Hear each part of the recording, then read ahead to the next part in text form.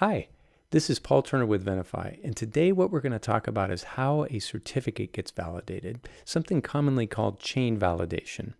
If you remember in another session, we actually walked through how certificates get issued, all the way from the root CA to a CA certificate, all the way to the server certificate for abcd.com.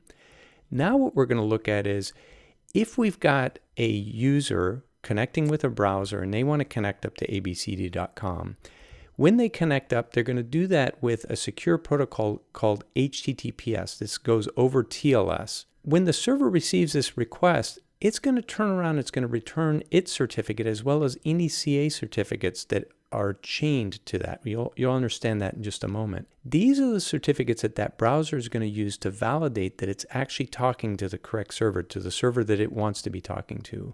So it opens these up. And it says, okay, I connected up to abcd.com. Let me look here. Yep, this certificate was issued to abcd.com. And I want to check to make sure it's still valid. The expiration date hasn't expired yet. This is the expiration date. It's called valid 2 in certificate terms. And now what it says is, okay, now this was issued by CA1. I want to make sure that in fact I trust CA1. So let me look at what other certificates I've got. Oh, here's a certificate that is issued to CA1. It's still valid, so I checked the date for that. But it was issued by root CA, and I didn't receive any other certificates. If you've seen my session on what is a PKI, what you'll remember is that each browser, each system, will hold a set of certificates, trusted CAs, that it's going to use to validate certificates. And so it goes into its little trust store and it looks and says, is there a certificate for root CA? And lo and behold, it looks and says, hey, I've got one here. This is a certificate that I've got installed in my software that I trust.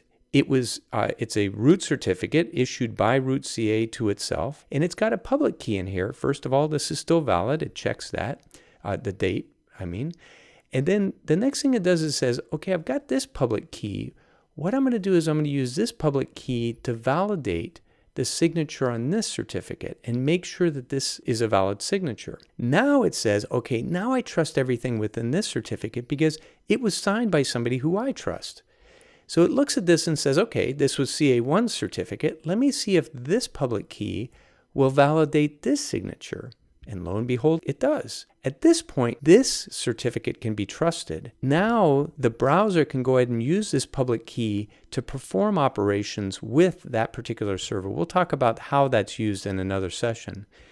Now, if anything had failed during this process, let's say that this certificate was expired or that the signatures didn't validate or we didn't have a root certificate that was trusted by this chain, then what would happen is that the browser would pop up different messages for the user. But in this case, obviously what we went through was a valid one.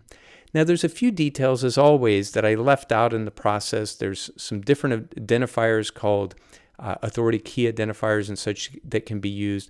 We may cover those in another session, but the goal in this session was really just to make sure that you kind of understood how do certificates work when they're being used out in the wild by a browser that's connecting up to the server. Hopefully we've answered some of your questions. With that, we'll go ahead and close this session. Thank you so much for your time. Bye-bye.